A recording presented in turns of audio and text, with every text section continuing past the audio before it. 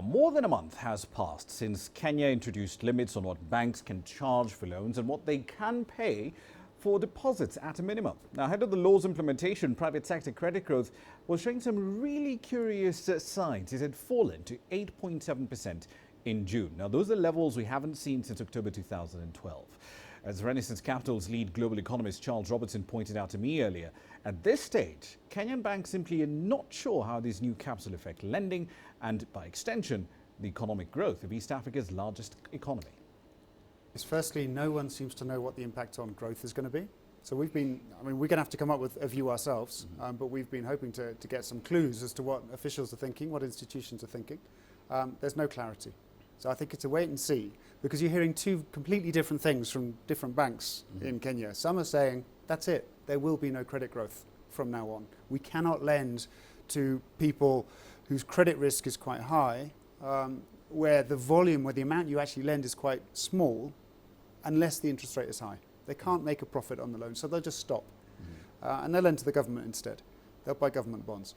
And other banks are claiming that they're going to increase volumes.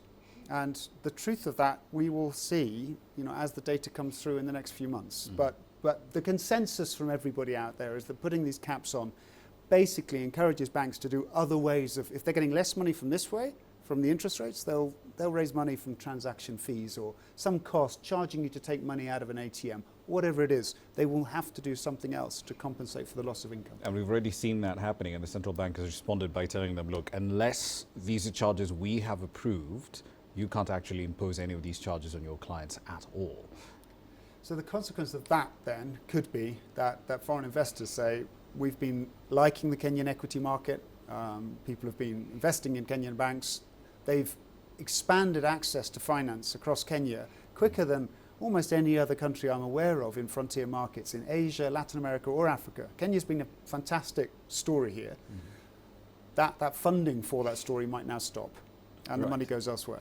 There was something else you mentioned related to, and this was even way before this happened, bond yields, because we're still seeing this bizarre disconnect, so to speak, between those two elements. You're seeing long-term paper infrastructure bonds at about 15%, and yet banks are being told lend to the retail market at 14%. I mean, that sort of distorted incentives don't make any sense. No one's going to do it. So again, the question I've been asking for the last couple of days here in Nairobi is, how low do those yields go? If 14% is what I would lend to any normal person in Kenya, how much safer is the government than a normal person? A lot safer. So should the yields be not 15, but maybe 11, 10?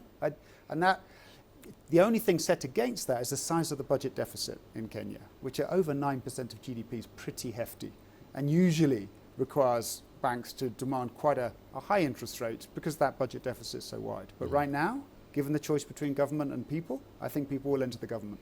So what are banks telling you? What are their game plans with regard to responding to this compressed margin environment? Are they shifting more towards government bonds, or are they concentrating more on financial R&D and saying, okay, we're going to focus on volumes and low margins? Well, what we're hearing, again, it varies from bank to bank, but at least one of the banks out here is saying it's just going to be buying bonds.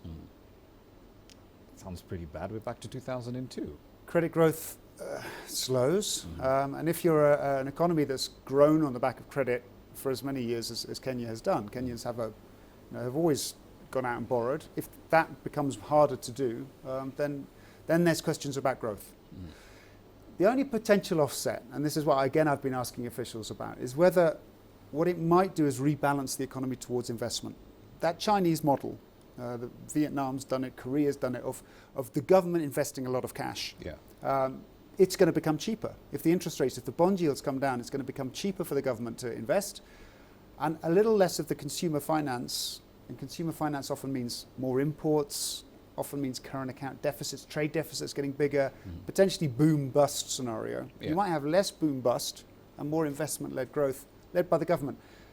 So there is a potential scenario where this is going to be good for Kenya, even if it takes away the ability to borrow money from many Kenyans.